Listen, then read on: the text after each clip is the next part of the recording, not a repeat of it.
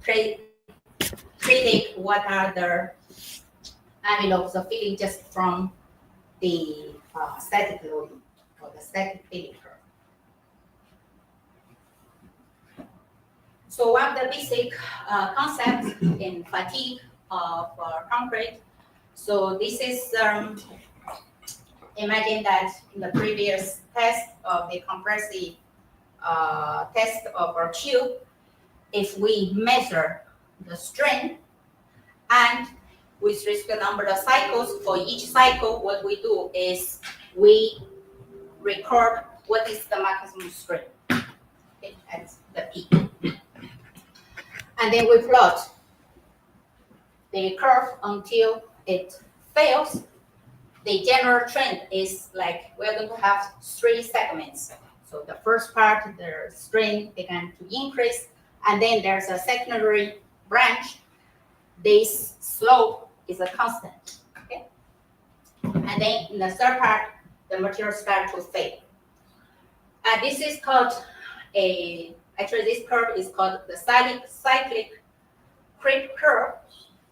So if we calculate, well, once we have this strain number of cycles curve, we calculate what is this slope here.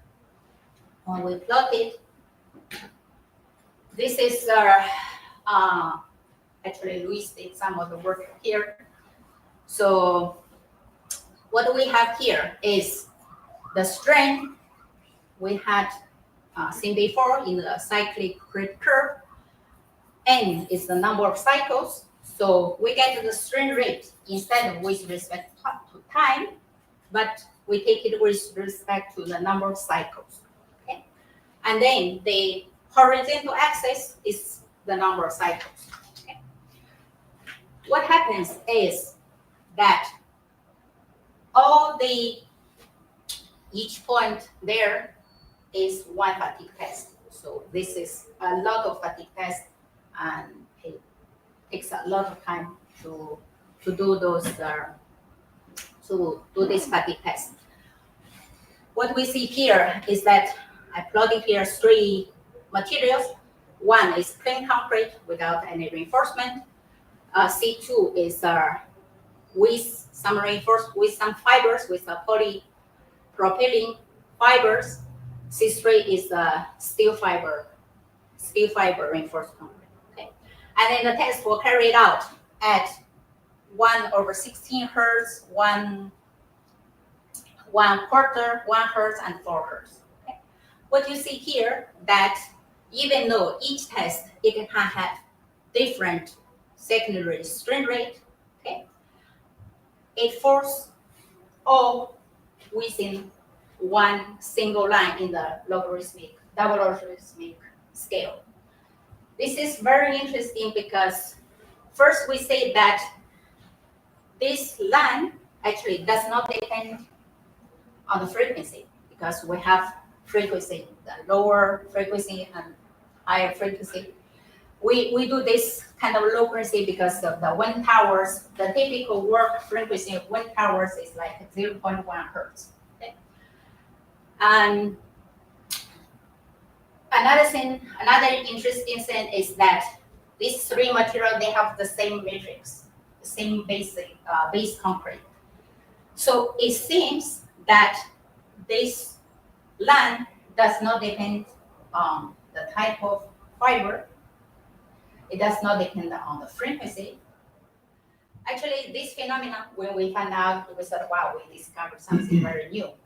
Actually, in 1973, there's a paper published by Spark and Mrs. Actually, they showed this relation for the material they tested. Okay?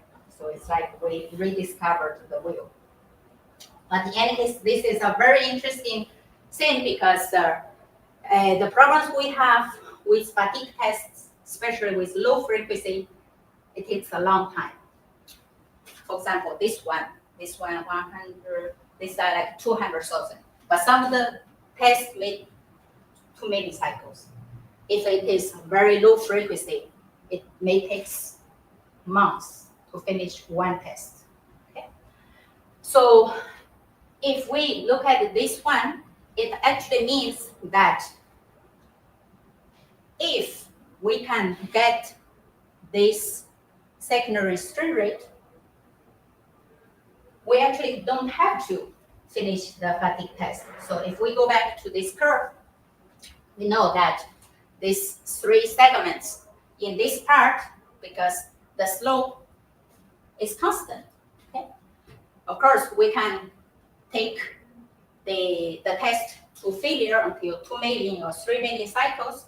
But if we reach here with this rainbow, we already know we have our constant slope, we can stop. And then with this line is that once we know this value, we know what is the number of cycles it can resist without finishing the test. So this is very significant for material characterization. Okay.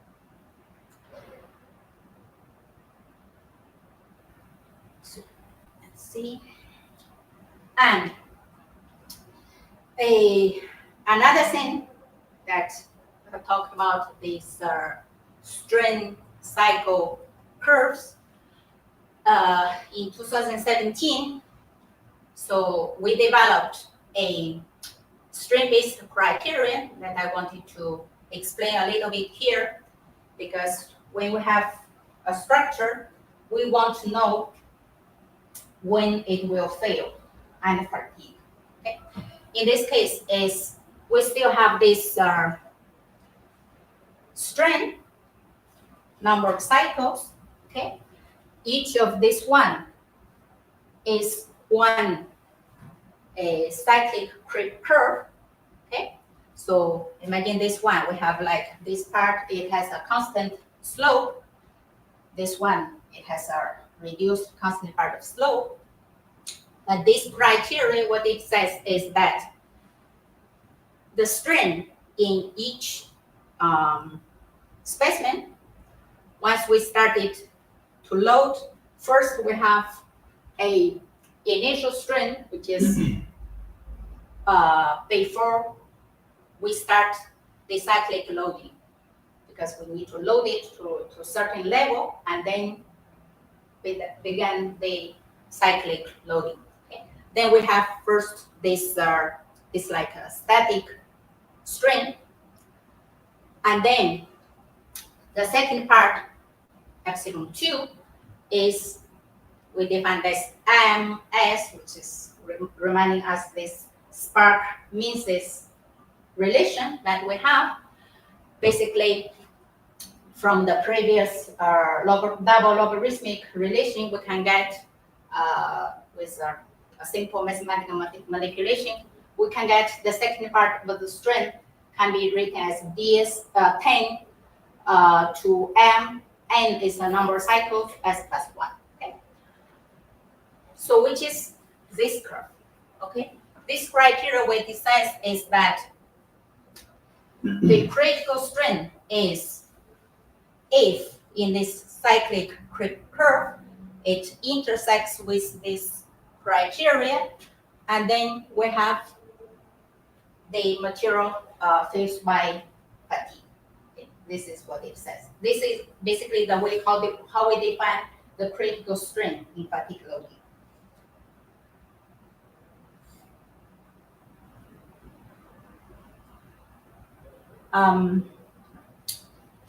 So we have talked about strain cyclic curves.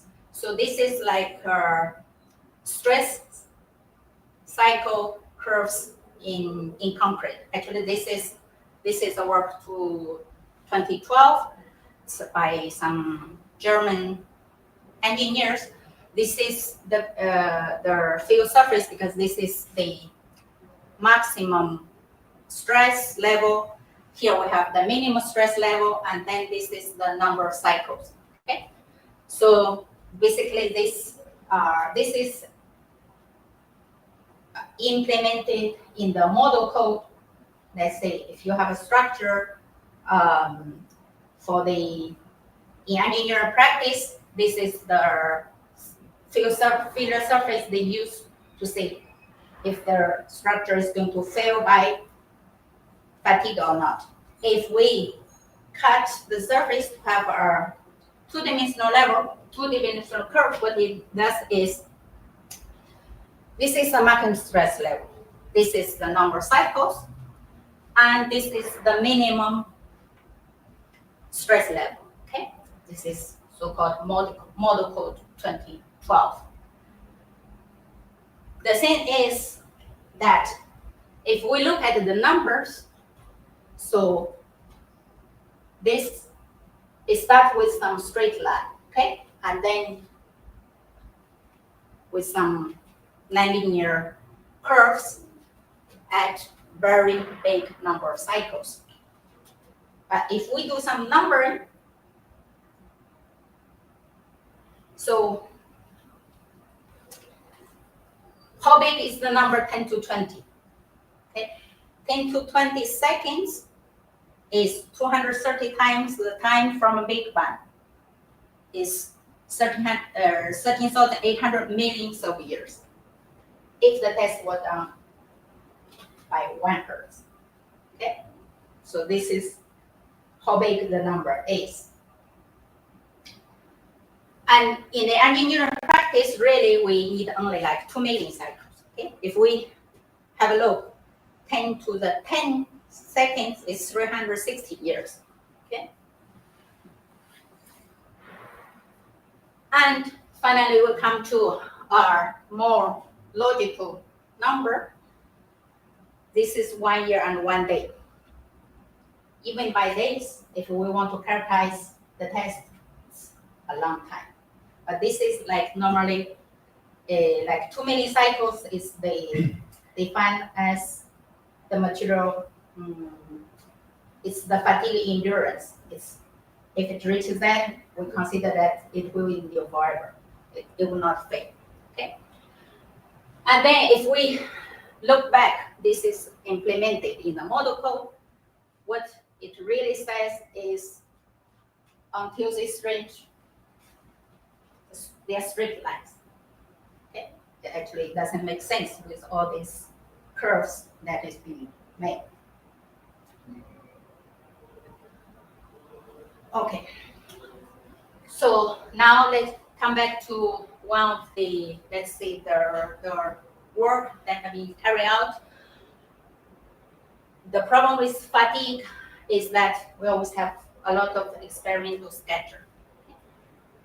This is that's work by Medeiros. He's our professor in Brazil now. So we see that this is the loading frequency. So this is like 0. This is 1 over 60. And this is 1 Hertz, 4 Hertz. This is 1 over 4 Hertz. What you can see is that the same material, the fatigue life can vary more than 1 order of magnitude. Okay? This is not only for concrete. This is also true for steel. The thing is, concrete, since it's small, heterogeneous, the scatter is even bigger. Okay?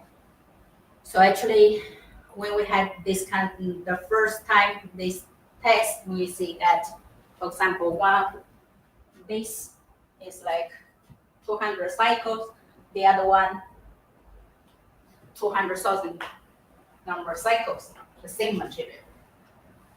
So that was a mistake. In the beginning, we thought we were going to take out these points, but in the end, you can't. No, this is precisely, these are more characteristic points. This is the case that with our polypropylene fibers, okay, we still have the scatter, but it's less severe in the previous than in the previous case. See? Now let's see. If you remember C1, which is plain concrete, okay? Now this one is fiber reinforced concrete. We all the tests at 4 different frequency. is that when we add steel fiber, the effective loading frequency actually began to disappear.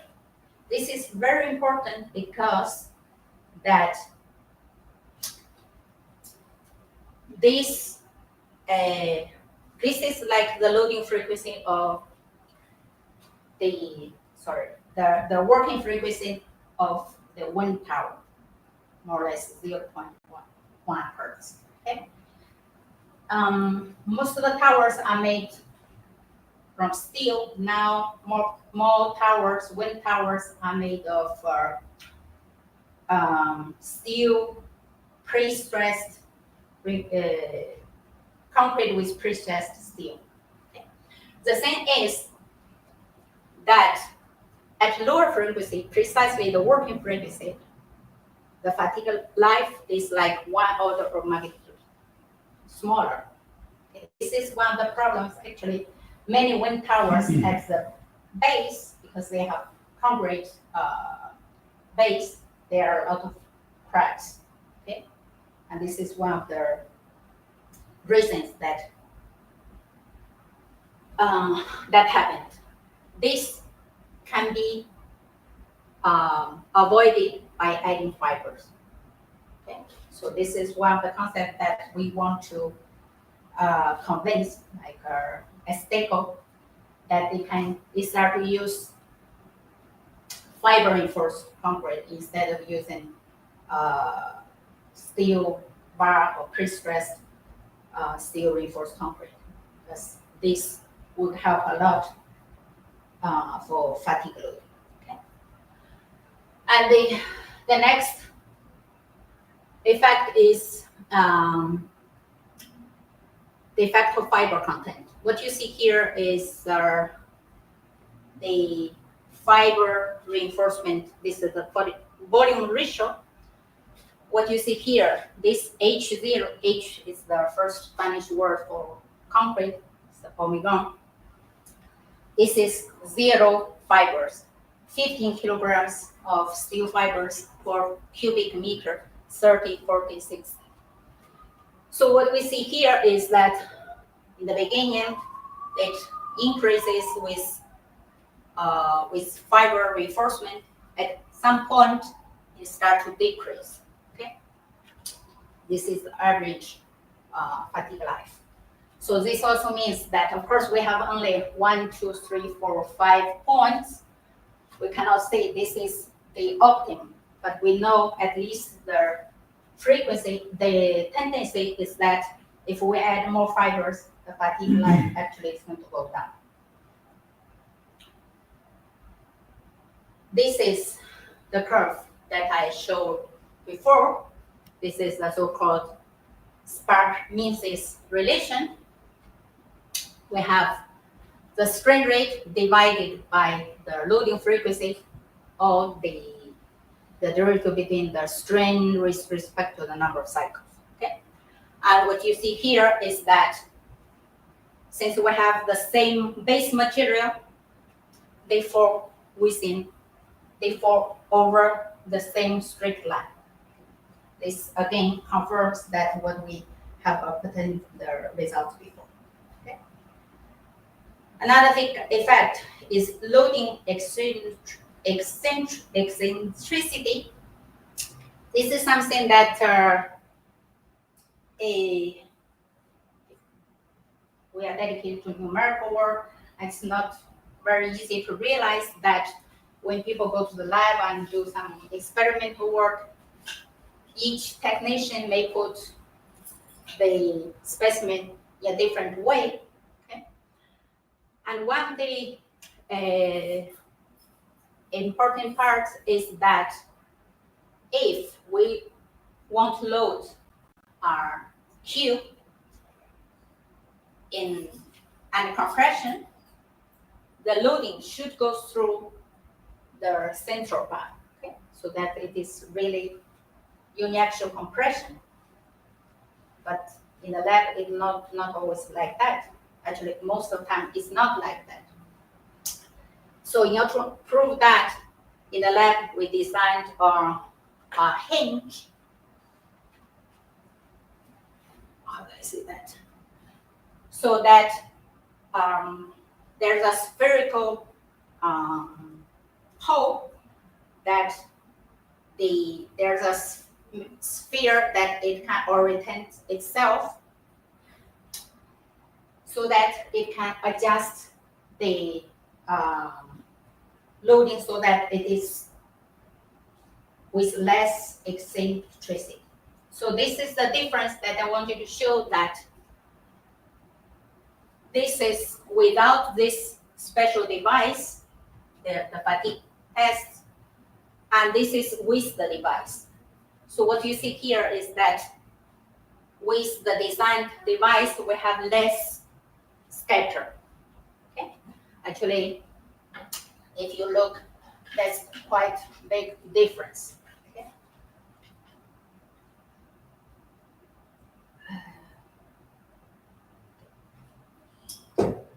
So I have explained many concepts related to fatigue. The last one is size effect. Actually, I mean, if we know that what we test in the lab with a small sample and a big one in the real structure, there's always a difference. Actually, what we test in that, because it is small, the strength is bigger. Okay? And this is so-called the size effect curve. So this is the size, okay? But if we are in the plasticity regime, and this part we will not see size effect. But all in this part, we are going to have a strong size effect.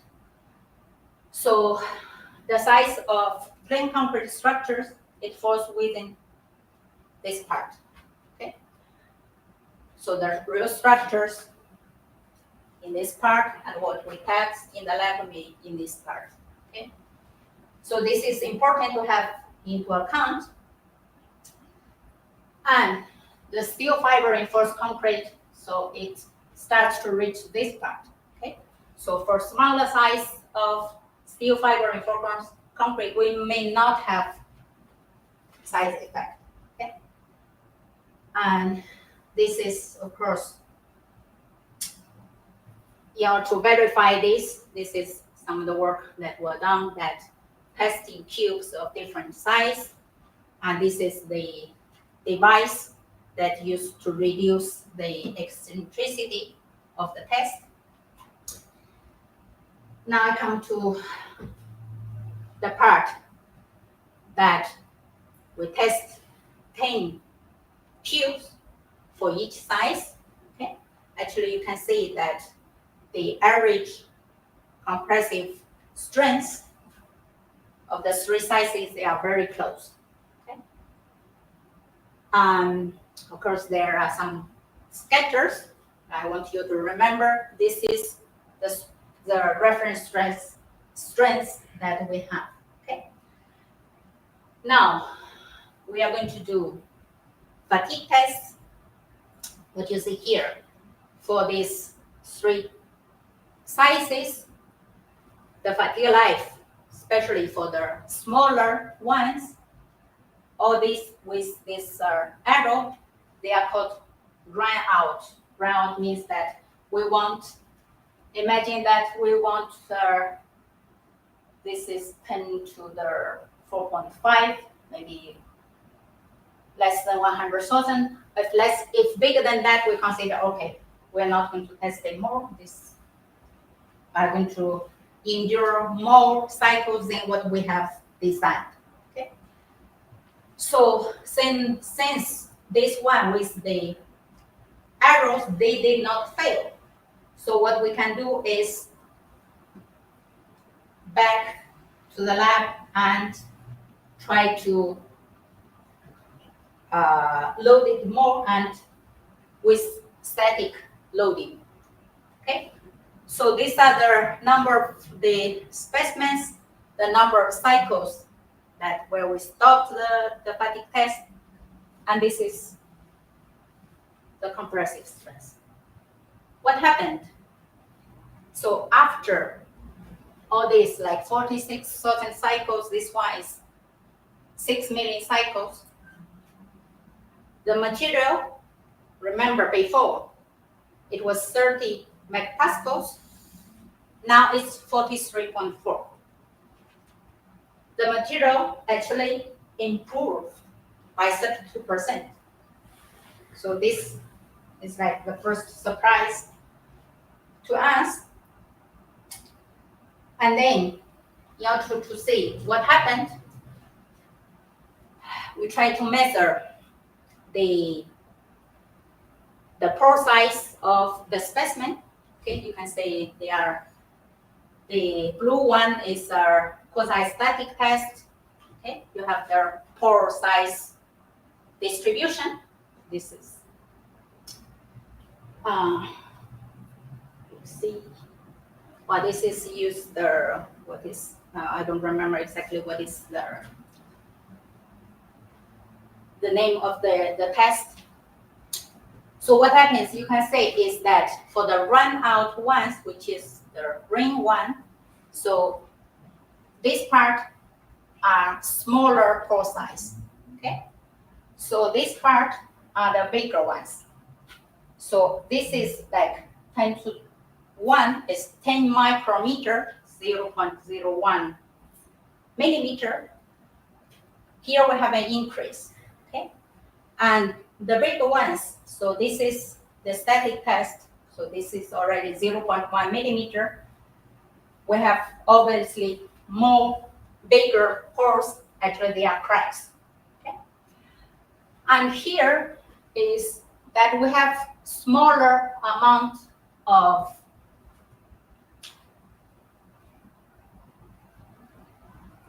we have smaller amount of smaller pores. So somehow this is because that is the fatigue failure. This is a static one. They run out specimens. They somehow get more compacted and it's better. Okay? So this confirms that why the material, well, it's not why, it's like in the micro scale, we see why they are getting better because of the pore size. Sorry, I forgot here is some Spanish. So now we want to look at more the fatigue-induced self-healing. If you guys have heard about this, of course we know, I mean, for humans, we always have the self-healing capacity. And in concrete, the last 10, 20 years, there are some research that has been done so the material is able to heal by put bacteria inside the material, so that the material is going to obviously get some liquid so that the material can seal the micro cracks. But this is the component when we make the material. Okay, so with this composition, the mechanical tests. So this is, remember the previous one that was 30 megapascals. Now it's our high strength concrete. It's already 70, 80 megapascals. So here is just to show that the failure and the fatigue and static one, just by the naked eye, we do not see much difference. Okay. And this is that we try to fit. So this Salcedo is the one, Salcedo there. So we have, this is like the model code. This is our model. Okay. Of course, we have some run out specimen there, but in general, we have better fitting. And Now, let's come back. After the fatigue, those are the run out specimens. What happens? Before we had like 78, the mean strength. Now we have 95. Again, the material is not only self-repaired, but self-improved. Okay, this is an increase of 23%. Okay, and again, we did some porosimetry analysis, and also with the imaging of electron microscopic. We want, these are the micro cracks that you can see. I think one of the parts you can see.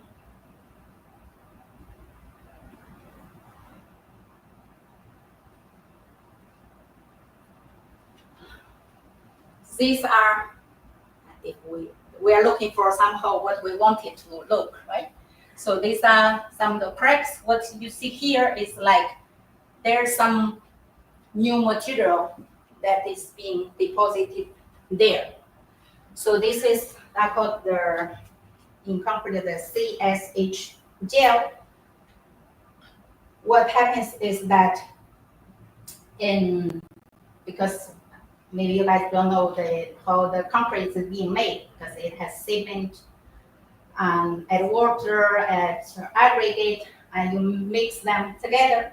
There are always some cement is not hydrated. Okay?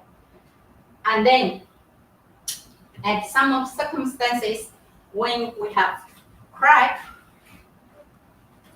because maybe you have water trapped in different parts, okay? And the crack facilitates the water that is being trapped to flow. And then it makes the unhydrated cement that hydrated, and then the material get better. So this is our explanation. Well, this is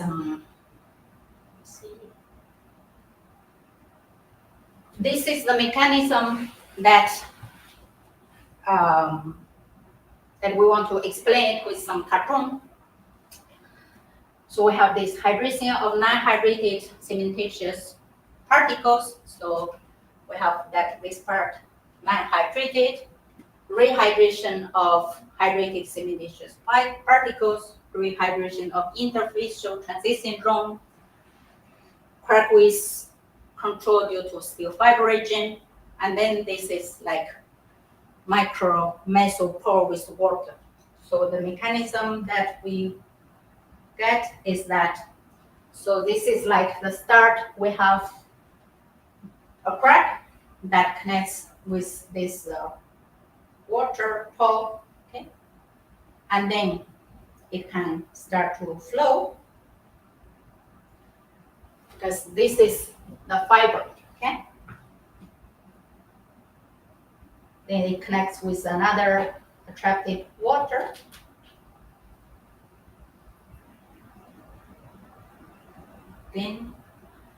And then in these areas, it starts to have rehydration.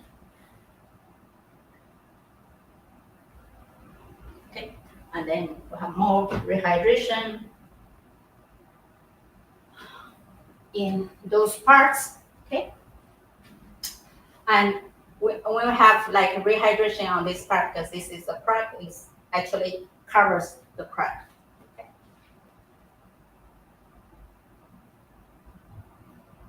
Okay. Oof, sorry, I have that in Spanish. This is like the effect on the strain cyclic curve. Okay. So this is the previous cyclic curve we have. Okay. I should have some color. Yes. So imagine this was like the original material, okay? So once it gets rehydrated, so the material resists more. It has longer fatigue life. Okay? And of course, the critic strength also gets bigger. And then it has longer fatigue life. So this is like what we combine with the strain-based criteria that we had before. Okay, this is another possibilities if it gets more hydration. Okay. Sorry, I think I said I have. So this is the English part. Okay. So now I come to the conclusions. So self-healing due to fatigue leads to longer fatigue life. The residue strength of the RAB specimens increases significantly due to self-healing. In the run-out specimens, there are newly hydrated CSH gel. The pore size are mainly from 0.04 micrometer to 5 micrometer. The new CSH gels formed around the cracks, and then this can get the micro cracks arrested. Modeling is pending. Okay, so this is some the phenomena that we have actually are just a national project proved research on this self-healing behavior, and we also have our FPI scholarship for students to do a doctorate. And of course, there are a lot of people who have been working on this. So this was like a picture of 2011. Luis was still there. And so these are some of our, let's say, recently finished graduate students. This in Ray Juan Carlos. This is another student who is also in Caminos, in civil engineering. He's in civil engineering. He's the one who did the mastery work. These are also two graduate students who also work in this university. It's like we have most of our graduate students working here. And there we have our Brazilian and two guys from Egypt, another guy from China. Okay. And thank you very much. So, any questions?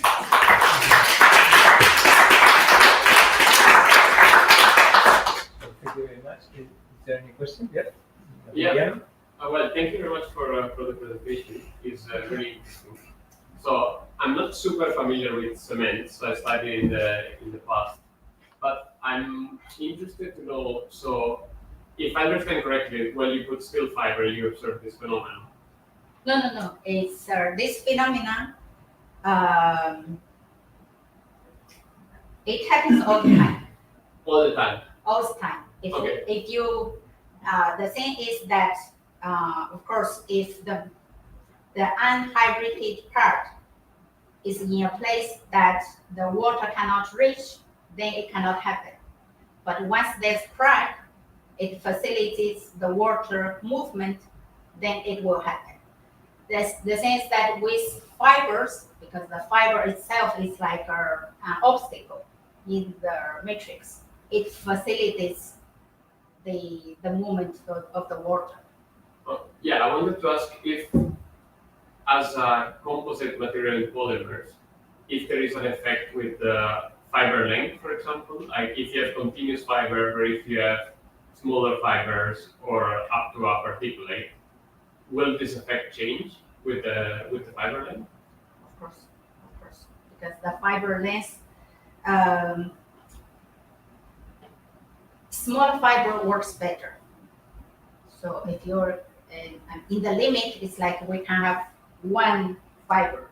This is the case like you have a steel rebar, yeah. Okay? But then in the rest of the places you don't have fiber. Okay? That's actually, I mean, you say the reinforcement in the sense of the ultimate load, for example, but in the micro scale, away from the reinforcement, you cannot say the effect. Okay. And also in fatigue, normally bigger pores are more detrimental, and here instead it seems that it's kind of vice versa, no?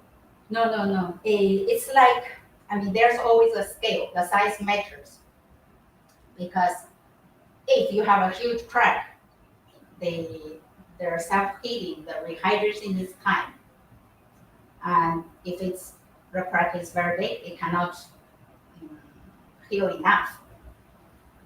The material will fail. So actually, what happens is that the scale, it says that in the part of 0.04 micrometer until 5 micrometer, this is like it happens the best. Okay. And last question. No, the more the better. Yeah, actually, because it's really interesting that this happened on the run-out specimen, but then you have many specimens that fails. Do you think that it's possible to design a concrete that just have this effect? So is there a way to actually This is get what we this are model? doing now. Okay. With the Because- model, you want to try to see it Exactly. way. So actually, we have conceived, managed to do it to a larger degree because actually the first test we designed in lab because the first time we saw it by accident, the second time we did it and we didn't see it. So and then later on we have a guy who is an expert. He's an expert in the material manufacture and design. And actually, he succeeded in now the material we make in the lab. Most of them have this effect. The thing is now, how do you correlate between the possible external load with the composition you want to design? Okay, thank you. Okay. Okay, go ahead. Is there a way to verify, or is there a way to check the, let's say, amount of unhydrated cement in a particular sample? Yes.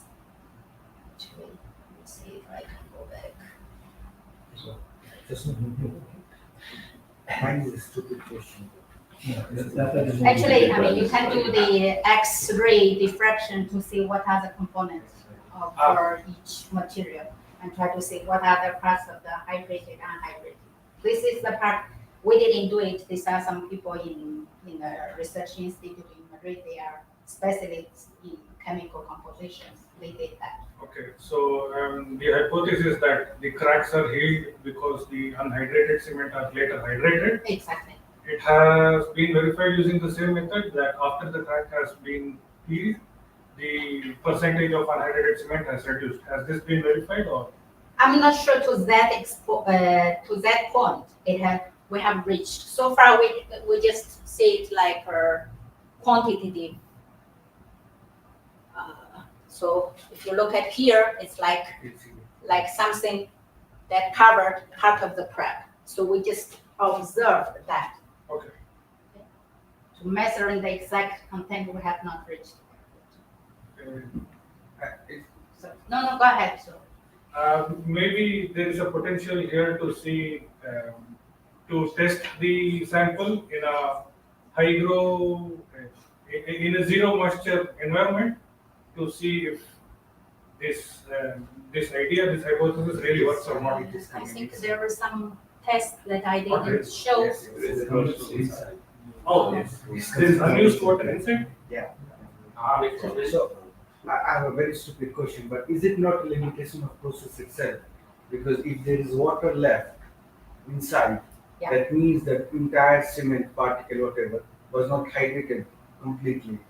If it is done 100%, then there will be no self-healing. Yeah, the things are concrete always hardens through time.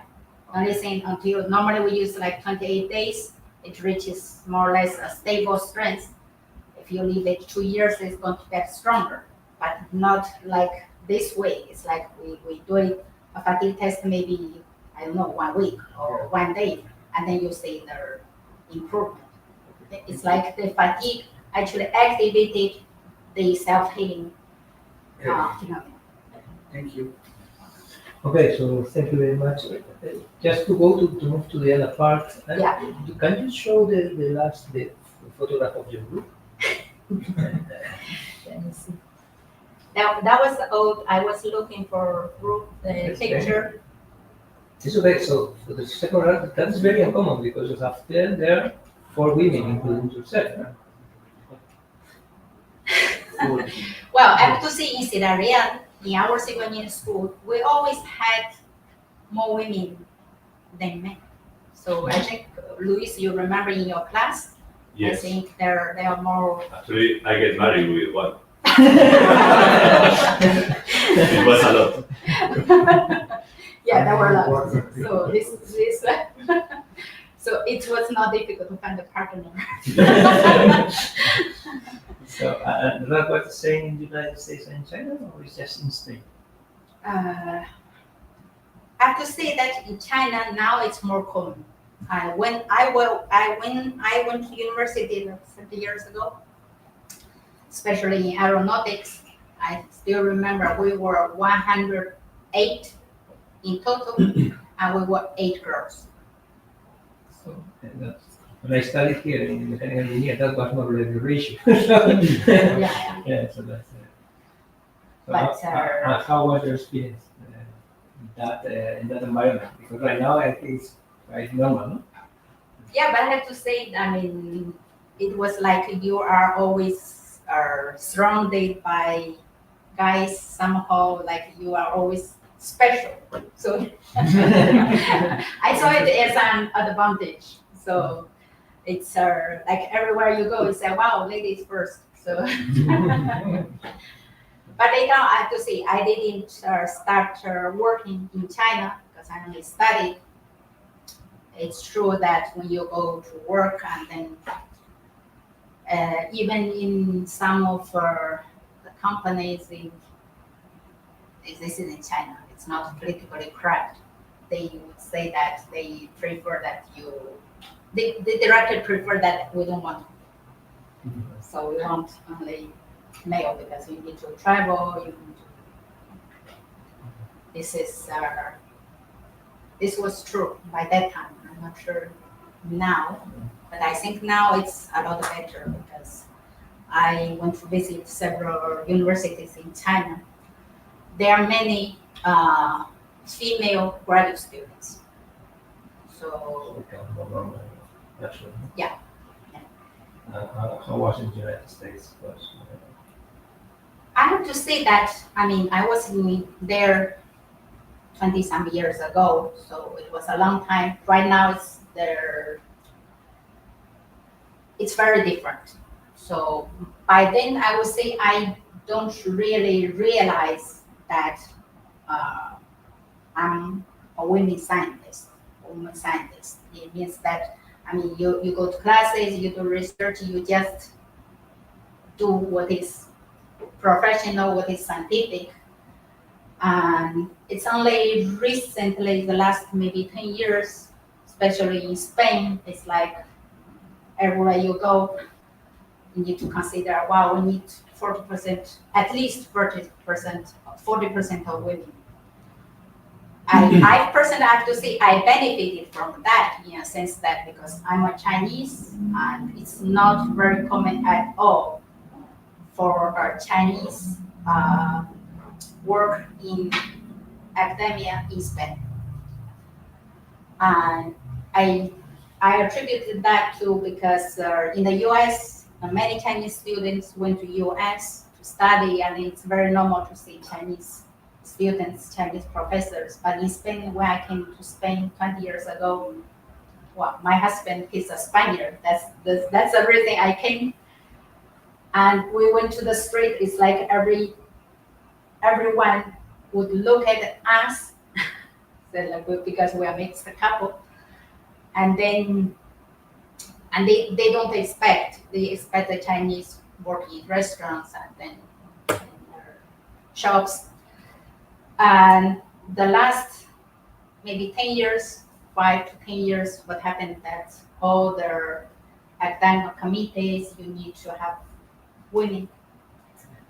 And then I think that's how I get visible in Spain, because otherwise it's, for me, first it would be impossible to get a permanent position because before in Spain they have this habilitation, so I don't speak Spanish well, not enough that's to defend myself academically.